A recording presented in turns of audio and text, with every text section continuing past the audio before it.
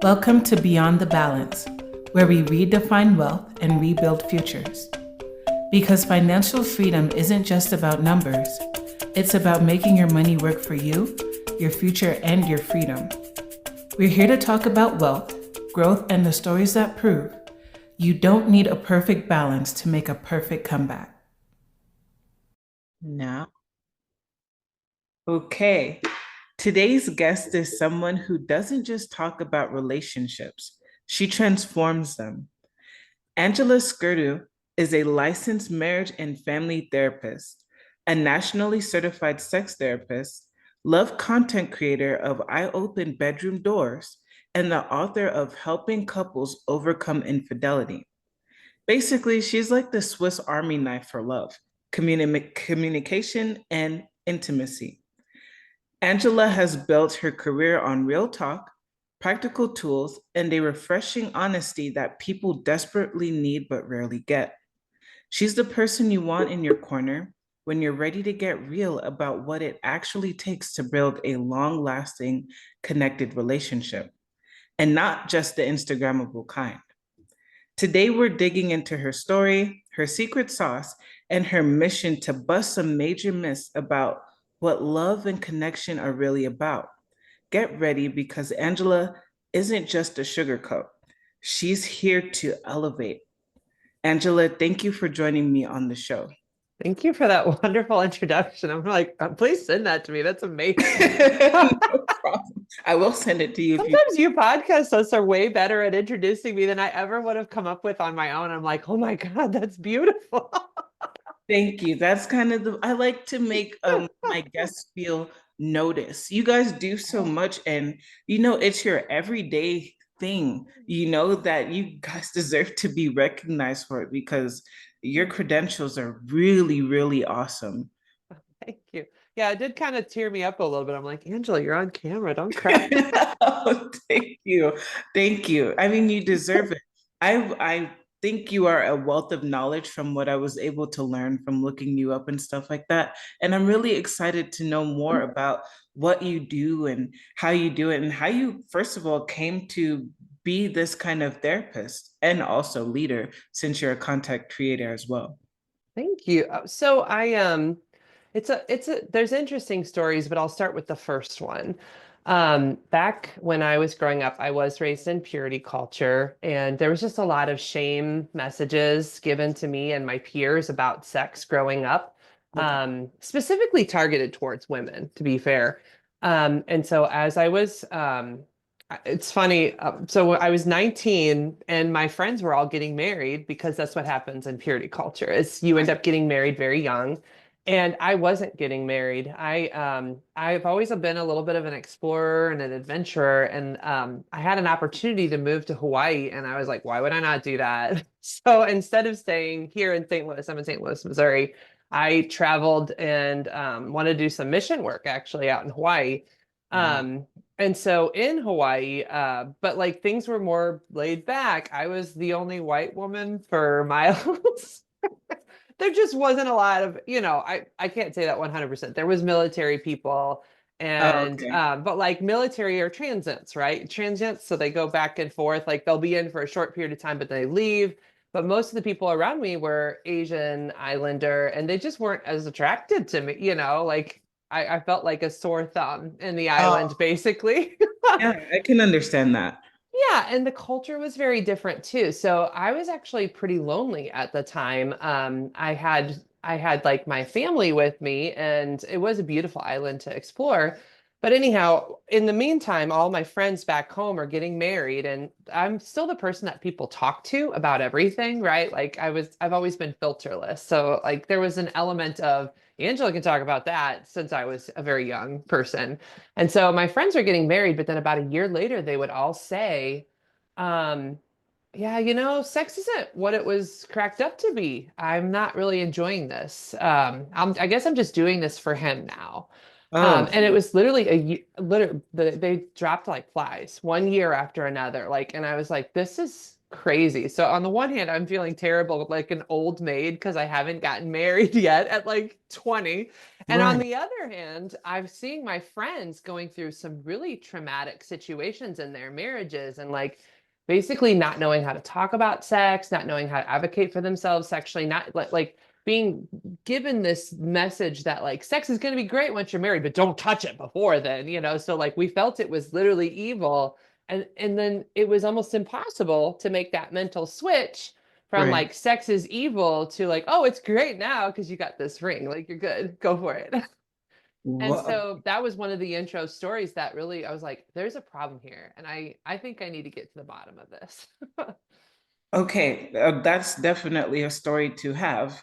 And I can imagine that, during that time where you were younger, basically a teen pretty much, the Yeah. resources to learn about sex were probably not that great. Yeah, I mean, I will say being in Hawaii did afford there were classes. There were actual sex ed classes in because Oh, wow. Hawaii was it's the rainbow state. It's like they're a more forward thinking state in terms of like sex ed. So like I did start taking classes in my psychology program on sexuality. And I remember the first one was just like hilarious. The teacher was had this PowerPoint up of a vulva and she goes, "This is the clitoris. It's not here, it's not here, it's not here, it's right here. It's Oh right my here." gosh. I was That like, is that is great. I mean, I'm trying to it think was about my hilarious. sex ed classes and I was like, it was pretty good, but not that great. I could probably say as an adult now. My sex ed classes lasted like 1 week and that was it. And for the rest of my life, pretty much. Yeah, so I would say Hawaii was a good start. Like it was probably a good like birthing place for my sexual career. And then you're right, there wasn't a lot of good sex ed that any of us got, but there was this lady, Sue Johansson, who had this show in the middle of the night called Talk Sex with Sue Johansson. And she was answering questions from people like audience members, and then she would show these sex toys and she'd be like, she's an older lady, like in her 60s, and she's like, "Look at this toy. I tried it the other night. I give it 4 Burkett's." And I was like, like was a little fire. Like she had a fire rating Burkett's. That is too cute. Was this on YouTube or were you No, actually? that wasn't in YouTube. So first of all, YouTube is since this, I just to age myself, Facebook came out when I was in college. Okay. So this was way before social media was a thing. I was on MySpace back in the day, but no, this was like a cable TV show that I watched in the middle of the night, back when, cable was a thing. And I was like, that lady is so hilarious. That's what I'm going to do. I'm going to do that somehow. I don't know how, but I want to do what she's doing. I And so love those that. two stories really like, those are really the big reasons why I became a sex therapist is Sue and the friends and like we have a really bad relationship with sex in this world, so I was like, I don't know, now that's at the heart of my passion essentially. That makes me, I mean, that brings me a lot of joy because I can tell you're passionate about it. And this is like a side question, but did any of your friends ever, survive their marriages, when they started out so young and were they able to redefine, their relationship with sex or anything like that, maybe? Some did, some didn't. Like what some people did is they focused their attention on their kids and then eventually ended up in sexless marriages, and they may still be together. Some of them didn't and divorced and realized that it wasn't the best. Like, because you gotta think about it. When you're in your teens, you don't know what you want. You don't even know yourself that well. Like I can think back to myself like, holy cow, Angela at 19, I didn't know anything. I didn't know who I was or what I needed in a long-term partner. I still ended up marrying pretty young at 24, I think, which I know not everybody would say that's young, but to me, I think it was because I didn't really find myself until my 30s. Mm. But I mean, you know what? I got one in the banks. Yeah, no, I mean, I got married young. I mean, and Young. I'm happy. I'm young. I'm 22. And so Hmm. I got married young.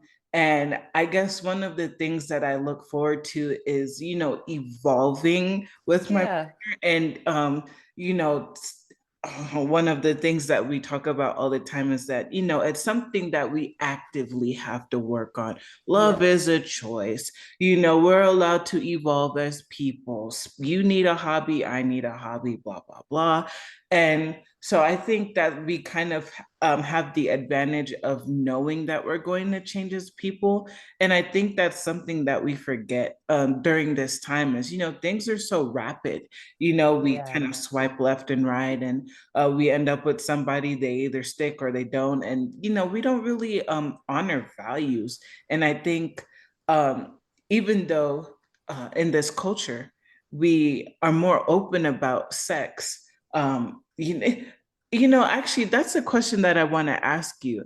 How Okay. has sex therapy changed from when you started to now? Because now that I'm thinking about it, we have probably the sex piece probably down, but probably not so much the love and the core values of relationship aspect. Well, that it's interesting you bring up values because I think one big pivotal change is as sex therapists, we started to coin our or put together our ethics basically. So now we have like a sexual ethics that we try to help people stand by. And so a couple of those, I struggle sometimes to pick them off of the top of my brain, but I know at least three or four. There's six of them. One is consent. So we really want to teach people about how to have consensual conversations, consensual language, and consensual sexual experiences. And I'm not saying that there wasn't some consent education happening, but we've really defined it as one of our core values now as sex therapists, that like we really want to be teaching people how to have this conversation so that people are having the sex that they want to have, not the sex that they have to have. Like we really want to move out of that obligatory sex model. Um, One of the core values in there is also shared values, since you brought it up, right? So as a sex therapist, I have to work with people across a wide spectrum. So side note that's relevant to this, on my YouTube channel, I um I recently found out this last month that my content is spanning across the political divides, and it just tickles me to death because that's what I want. I don't care as much about what you believe or value, like in terms of like I'm not trying to change that in you. I want you to believe what you believe, but I do want you to have good sex. And so what's cool is I found out 2 weeks ago that there's a Sunday school church that is listening to one video a week and talking amongst their like Sunday school couples group about my videos. That is cute. It is cute. And then like transfer across the other side of the divide. And I found out, so I also supervise sex educators, counselors, and therapists across the country. I'm the supervisor now. So I train the future leaders, right? And one of my supervisees said that her client was watching my video with his dominatrix and they were figuring out how to manage his erectile dysfunction. And I was like, just tickled because I'm like, that's what I want. Like I don't I I want you to believe whatever you believe. I value your values. And actually sex therapists, we want one of our core values is shared values. So whatever you believe, wherever you exist on the spectrum, it's just so important to us that you find somebody who is similarly aligned to you because that's where we see such big issues where one person's way over here and one person's way over here. Going back to what you said about evolution, sometimes we evolve in our values. We aren't who we are in our teens and in our 20s and 30s. Like we change. And so I think that's part of the challenge for like some people, their values stay similar and consistent across time, but quite a few people change and learn things and evolve, right? Yep. And interests. I mean, there are so many things that I was, interested in all aspects of my life at 18, Hmm. I'm out of high school. I have actual time now. I can explore and do things. And, my brain was like just constantly going. And even just 4 years later, I realized I'm not all that excitable. I don't like to go out as much as I thought I did. I don't, I'm actually more nervous around groups of people than I was when I was younger, and so that definitely changed my values a lot as a person, I am a bit more demure than I thought I was when I was a teenager. So how do you kind of suggest people kind of how would I say this? Not come to terms with their values as themselves, but like as couples, especially those who are already married and like are evolving as people. mean, that's part of the work that I do, right? So I'll get to know them. And when people say they have certain values, a lot of times people haven't always really dug into why they believe what they believe. So some of what I do is I'll have open-ended conversations with clients about why they believe what they believe, where it comes from, what their value system is. Like I'll just tell a random story, but I was working with this, it was an Orthodox Jewish couple actually. And the husband was struggling to forgive his stepson. So like they were a second marriage between the two of them, and like he was behaving in a way that was very like cold towards the stepson since he hadn't forgiven him for something. I don't remember like the story of like why he hadn't forgiven him. He was just mad at him and he was cold and like there was just a tension in the house.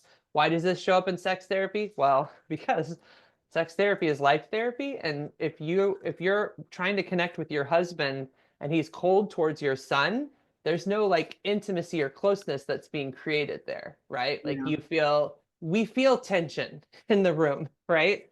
And so it's hard to get like as a couple, if you're not feeling at peace in your home, it's hard to move from I feel tension to, oh, we're gonna have sex now, but you don't even like my son. Yeah. I mean, yeah, everything affects everything, doesn't it? It does. It does. So what was interesting is like again, I'm not here to change people's values. I'm here to like deeply understand them and work with you.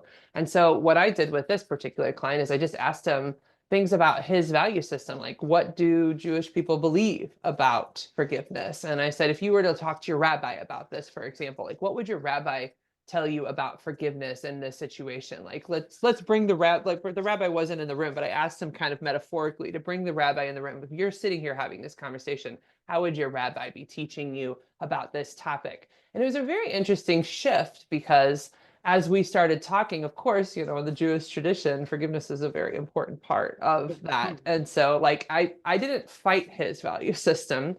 I worked with his value system. And then, of course, after some time and pondering and like really lining himself back with his own value system, he came back then the next week or the following week. I can't remember how long. And he was just like, I have decided that forgiveness is the right choice.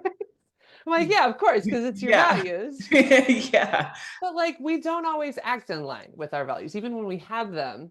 And so really my goal as a sex therapist is to help people discern, right? Like if this is your value system, cool. Let me understand that. And then how is this serving you in the world or not serving you in the world? And how in line are you really in the things that you're saying?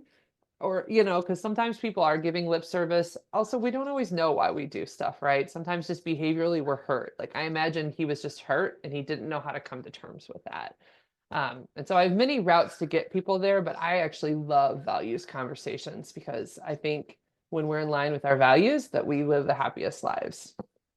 And so, for people who may not really have a therapist, but if somebody's listening and they enjoyed what you're saying about, the values, how do you recommend somebody practice that alignment with their values?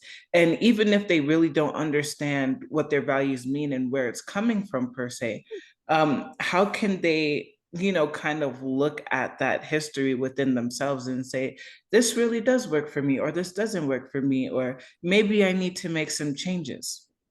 Well, there's definitely values books.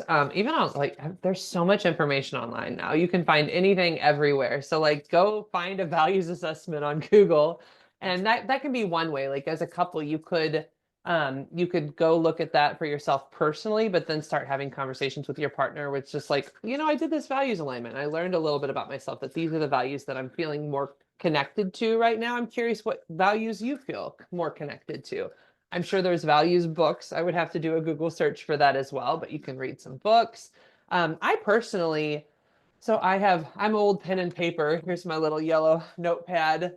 So I would say about quarterly, I personally do a little values realignment where I just go in and write, like, you know, where am I standing right now? What am I feeling about this or that? Um, I've been in workshops where they have like a paper of different values listed and they have you pick like five that stand out to you. So like that's a more visual way of doing it.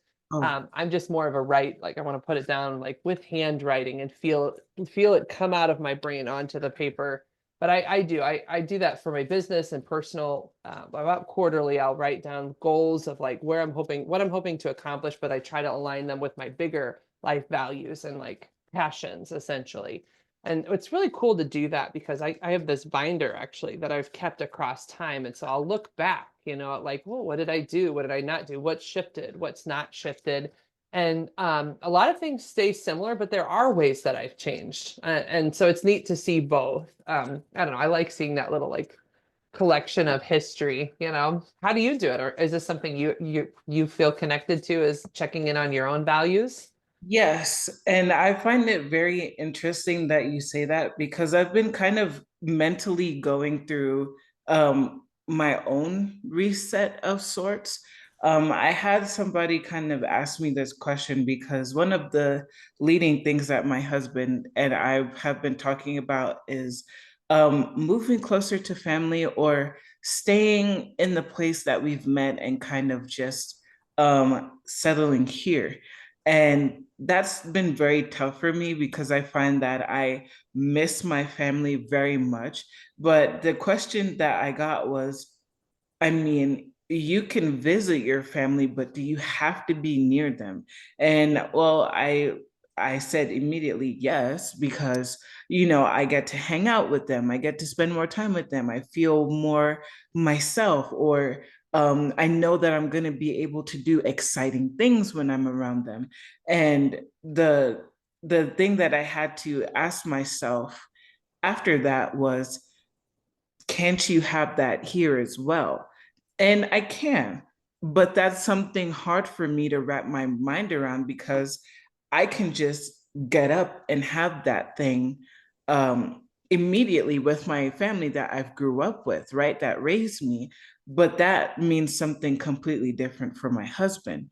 And so, it's been a huge kind of balance that I'm trying to have within myself of how do I acknowledge those things that I want, but can transfer them to different places so that I'm not tying my happiness to, a certain set of group of people and a space that I'm familiar with. And that's been something that's been kind of teetering in my mind, the past few weeks, I guess. Yeah. Hmm. Yeah, values are like that, man. Like, and I know, I guess for me personally, I've definitely had that conversation with my ex before. So I'm remarried now. But me and my ex, we were living in Oregon. And then, because I got my master's in Oregon, and then we moved here to St. Louis, which is near my family, which research shows that married couples tend to live by the wife's family more Oh, than the really? husband's family. Yeah, it's very common Okay. because women tend to be a little closer to their families and men tend to be a little more individualist and open to like exploration. It's interesting because when we decided to move, so we were in Oregon for 2 years, and the first year there was kind of difficult. Like actually, I think it's important for people to know this. When you move, your first year is always hard because you're just starting to create your roots. But it was interesting because by the second year, we had already planned to leave. But that second year, we were starting to build roots and social connections. And so we were both starting to feel kind of sad that we had made that decision to leave, even though like it was already in the plan. So it happened. But like it doesn't matter where you plant yourself. You've just got to dig in and create social roots wherever you are. And I think that we would have probably equally been fine either way. I like Oregon for different reasons. I love St. Louis now that I've been here for a while longer. Like I grew up here, but I also just love it as an adult, not like a child who was just stuck here. Yeah, and that's exciting. And that's another thing that I've been asking myself is I grew up born and raised in New York City, and Mhm. I've always wanted to leave. And so that's one of the things that, kind of trips me up is I moved to Colorado when I was 19. I got by myself, I moved at whatever. And um I think it's beautiful here. I Mhm. enjoy it here as an adult, but I feel like one of the things that I moved for was to be able to explore and have my own space and see something new and beautiful. And, I'm not surrounded by skyscraper buildings anymore. Yeah. I have the freedom of mountains. And, oh, one thing I love about Colorado is the night sky. Like you can see the Oh, stars yeah. so clearly. I've never seen it before.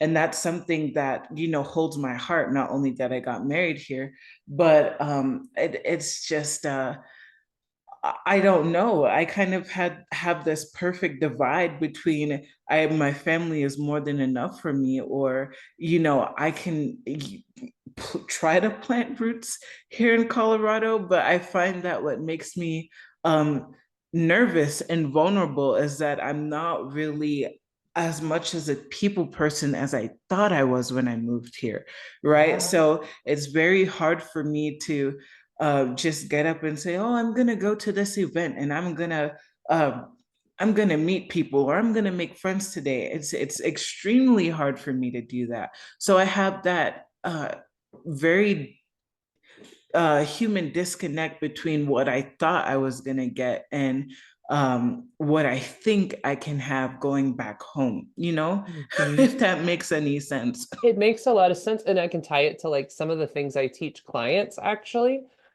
So a lot of couples really struggle with outside of high school and college, how do you make friends?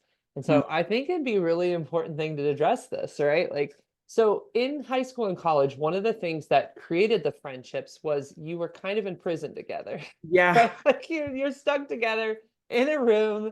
And so just by seeing each other every day, that became your social, whoever like you fit well within that like prison group. So your social group was. And in your exactly. family, it's a similar thing, right? Every day you woke up, you were with those people. And so like again, it was by force that you ended up being in these relationships. But when we become adults, one of the things all of my couples have to learn to like figure out is how do you make friends in an adult world when you're no longer like stuck in these spaces? And so what's interesting is one of the ways that I get couples to kind of reignite their passion and connection is getting them involved in some sort of social hobby where they regularly are going to something. And you know the rules. So for those of you who are the socially anxious, you know the rules of the night. You do it every night, you repeat it again and again. And so it could be like a social dance class, it could be like a social trivia night, but like it's a thing that you do consistently every week. Because what ends up happening is like just like in high school, you didn't start making friends. You were just stuck with people first. But then as you were consistently stuck with people, then you were like, oh, okay, all right, those people seem cooler than these people. So I definitely am more interested in sitting around these people. And then after a while, you might like start branching out and saying, hey, what's your name? Oh, I'm this person. I keep seeing you here. So like familiarity happens first. And then like you start like picking people out the crowd. And then you might like from that group say, hey, we should go to dinner. We've been talking a lot. This was fun. So it's like almost like a long form of dating, so to Yeah. speak. But then that's actually how you start to make friends that become your peer group when you're out of your element. And the thing is when we're around our families, I think there's this natural security, right? Like you can always fall back on them. And so that makes it feel safer to venture out. But like you can still create that in an environment when you're not around your family. You just have to find some consistent way to put yourself out there so that you can find those people. And I don't know that we talk a lot about making friends as adults. So it's something for the listeners. Like that's how you do it. Yeah, and that's something that I talk to people about a lot. We all want that connectivity to others, but I think, we're kind of isolated to our phones and our screens. Yes. Like one thing I've always loved to do was dance. And Hmm. so I'm like, well, it's much cheaper to just pull up a dance class on YouTube and I just do it from the comfort of my home. But then I'll go Hmm. to take a shower and I'll be like, my gosh, that would have been more fun if there was actually people to like talk to, you know? Yeah. And Yeah, you could so, do a tango class somewhere. Have you ever gone to yeah, like a social dance class in your area? no. I No? thought about it, but the social anxiety piece of things, um, which is another thing that I talk to people a lot about is, we're too scared to go anywhere and meet people. Um, and that's something that I'm facing. I guess Mm-hmm. I'm kind of nervous to the touch when it comes to, you know, building friendships and stuff like that. Because, like you said, I'm very used to just being, you know, in whatever activity I was doing. And, you know, those are the people that I would talk to. And that was kind of it. So when it all faded away, I kind of ended up in this revolving circle of, oh, I'm lonely. I'll just go back home, or you know, I'll be fine. I have people here that care about me, I think, and it's just, you know, that Mm-hmm. orbit, Mm-hmm. um, and which obviously is something that you see all the time when talking. Do. I do actually more so in the younger population, actually. So what you're talking about is called risk tolerance and resilience. So risk tolerance is your ability to um, put yourself out there, take a chance, get a little nervous, which is funny. It's related to sex, by the way. It's also why the younger population is struggling a little bit with sex because they struggle with risk tolerance.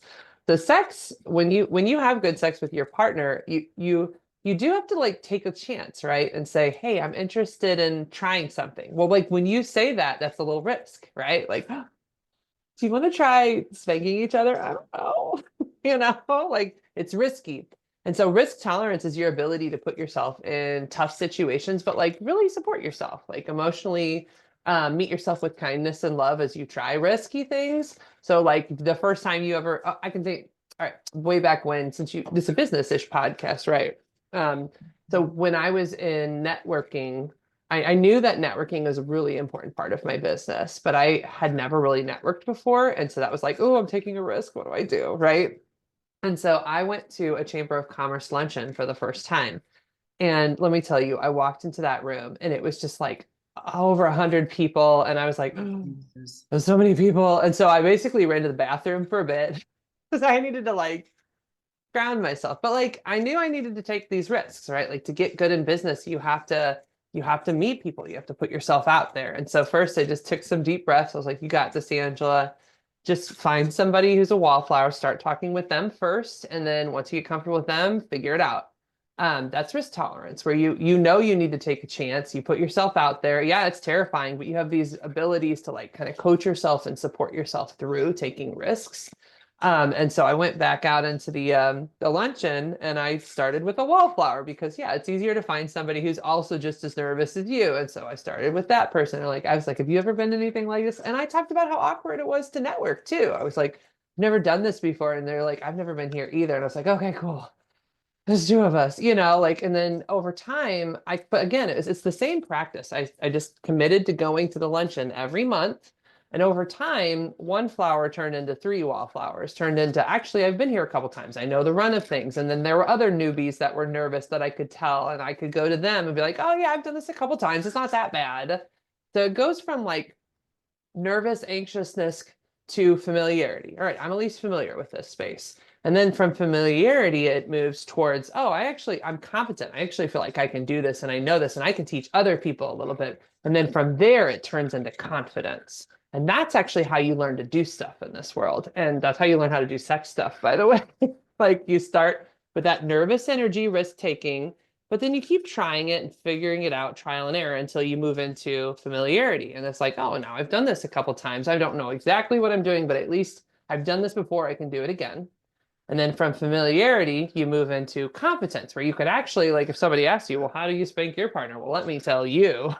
Right. I've got a few things that work and a few things that don't. Until then, after that, you get confidence. Why I actually hate when people say, you need to be confident. You need to be confident sexually. It is the biggest myth that you need to be confident sexually, because confidence comes at the end of all that stuff I just described. It starts awkward and nerving. And really, what you need are good skills to manage and support yourself, like resilience skills through risk tolerance. That's what you actually need. Okay, that resonated with me a lot. And yeah, I don't know how to explain how that made me feel, in the sense of that kind of gives me an answer to, you know, what I'm going through. And I've been through therapy a few times, and so risk tolerance is something that I'm trying. To work on myself. One of the first things that I got with my first therapist that kind of shocked me was she was like, "You're a control freak." Yeah. Yeah, she's like, "Have you ever thought about just not trying to control everything?" And I was like, What? I What? know. I know. And that's like something that I try to think about. And I kind of I always feel like I'm walking on eggshells with everything that I do. Try not to be bossy, try not to, do all this stuff that could be negative or attributed to me being controlling or scared or nervous and overly anxious all the time, you know? And so I think I've probably changed 100%, not 100%, but a lot. I've changed a lot. And now I kind of feel like, okay, who am I now? What do I like to do? And that's part of being young, I think, and that's like where the fun should come in, and being in a space that I'm trying to put roots in. And I've been talking about myself half the time. It's thank you for listening. All Um, right. but yeah, I appreciate you saying that because it helps. It gives that silent confidence that you can do something and just try and try and try. And like I was telling you before we started recording, I'm working on that trying piece Mhm. and not letting fear get in the way, and not letting myself get in the way of doing things, because I'm very, very good at that, pretty much. We all are. I don't think it's that abnormal, right? Like that we all let fear. I mean, yeah, it's interesting. So when I tell it to my daughter, I basically say, bravery isn't the absence of fear, it's just being scared and doing it anyways. And so like but I totally am with you on that. Like I've had situations, for example, every time I've held myself in business, it's because of me. Like it's always been because I can't do that. Like I would say something like that. And it's funny in raising my daughter. So my daughter's 10, and there's these little books that we will get here and there. And there was this one book that basically said, if you say I can't do that, then you won't. And I don't remember. It was this weird animal. Like the animal was like, I can't do that, and so it was funny as I was reading the book and I was challenging my own inner monologue and basically saying, well, Angela, well, what are the things you're saying to yourself that you can't do? Like really you can't, I can do this. Like, and so that was like the end of the book. They're like, I can do this. And what was funny is she somehow like jumped and caught her brother from like a falling tree. And they're like, how did you do that? And she said, well, I guess I said I can do this, like before it. And I thought that was really cute, but I realized like I'm using some of that inner monologue stuff myself when I'm like, when I hear myself say, I can't do it. I'm like, no, Angela, you can't. It's gonna be hard. It's okay to do hard things. And like I've learned a lot to like shift that inner monologue towards, yeah, it's okay to be scared. Like it is scary. You've never done this before. And what can you learn? And that's resilience building. Like so it's not just risk tolerance, it's the resilience building through risk tolerance that I've learned in my business and like teaching clients about sex. Is like, you can do this, you can learn new things. It's okay to not know things. I realized personally that I had a trauma about I needed to know it all. Like, I don't know where that one came from. That might be an ADHD trauma, like the know-it-alls. But like, I should know these answers. How do I not know this, right? Like, there were things that I grew up with that I didn't know that got me in trouble, and there were big consequences for. So I'm sure there's an element of that to it. But so like I've been working on that too, of like, it's okay to not know things, Angela. What can you learn? What can you learn in this situation? Because I don't know, I think there's all these little hangups we pick up growing up that we don't even notice. They're like, oh, that's holding me back. I should stop that. Yeah. That's actually, that right there is probably why my therapist was like, "Did you know you're a control freak?" Oh my gosh, when I got diagnosed with ADHD, I cried really Oh, hard because I was like, it makes sense. She was like, because I would always get in trouble for, being mindless or, stuff like that, and not careful, or yeah. picking up something, picking up the next thing, not staying in one place. And that's actually something that made a kind of bad relationship with my father and I, was the Mm, fact that I was always changing. I couldn't stick to one thing. I still hardly can. I'm working on it, but I'm always flipping, changing my mind. And that's something that gives me a lot of guilt, even to this day, even though I'm aware of it. Mm. Um, and he'd always say, what's wrong with you? Why can't you just stick to one thing and just do it? And yeah, I've been at the same job for 25 years now, and I feel like I can't. That'd I be don't. terrifying. Yeah, 25 years. I know I Ah, can't, and he's very successful yeah. doing that. And he's like, look at me, why can't you, being the firstborn and all that.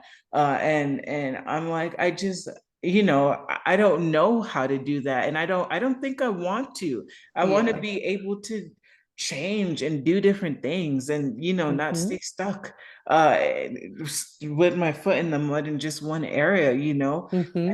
And that's something that we're kind of working to come to terms with together, because he still kind of make those little comments. Well, I thought you were going to change your mind about that, and I'm like, maybe so. And I did. By the way, And you have every right to do so, right? Well, thank you. I will say, I mean, that's what I love about my field actually, is that it's very versatile. So like I've been in this field for um it will be almost 20 years. And I will say one thing I've always loved about it is that I can pivot like that. Like I can change and do this and that. Like there's some basic things I do, like therapy. Therapy is like the one basic thing that I've done. But like there's a different problem in here, like every day, right? So every day I have this, I'm up, I'm down, I get to be left, I get to be right. I have different projects, like I get to do these podcasts. Like I love podcasts. They're so fun and weird and They like they're are. interesting conversations. Like every person I talk to, it's a new experience. So like I feel like in my field, the cool thing is that I do get to do all those divots and turns and try this and try that. Like you mentioned writing your book. Like I've written 3 books and I love them. I those were all like those little divots of like, all right, let's write a book, see what happens, like okay, let's figure that out. Or like I speak a lot too, and like every now and then when like a new group that's completely out of my comfort zone reaches out to me, like recently I was told, oh, we're going to introduce you to the cancer people in St. Louis. And I'm like, oh, cancer insects. Now that's a new way to Yeah, handle this. yeah. But that's a beautiful thing. And I think it must be exciting to do stuff like that, because one of the topics that I really love that we're getting exposed to on the media and stuff like that is differently abled people Yeah. with chronic illnesses, people who have who are like asexual, like just being exposed to all these different terms and lifestyles, Mhm. and how they relate to sex or just normal relationships is so exciting to see as a person, because it proves that you can be different and also do what everybody else is doing, or do something your own way, paving Yeah. your own way. And so that must be extremely, extremely exciting to be a part of. It is. So like it's funny, it's one topic, sex, but it goes everywhere. It extends across so many lives and so many values and so many ways of being. And yeah, like at different ages you connect to sex at different ways, right? At different in different relationships. So like, I did say I was divorced. I am remarried now. I experienced sex completely different from the first partner to this partner, right? And like that's what's so fun about it, Like I can even see values wise, like who I was in my 20s. Now I'm 42.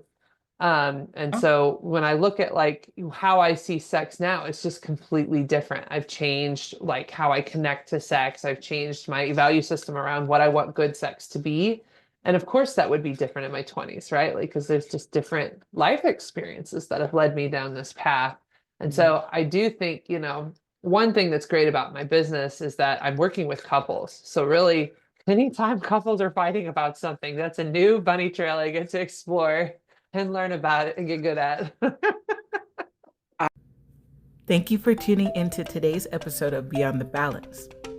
If this conversation inspired you, be sure to subscribe and share it with someone who needs to hear it. Keep redefining wealth, rebuilding your future, and taking control of your financial journey. And always remember, you don't need a perfect balance to make a perfect comeback.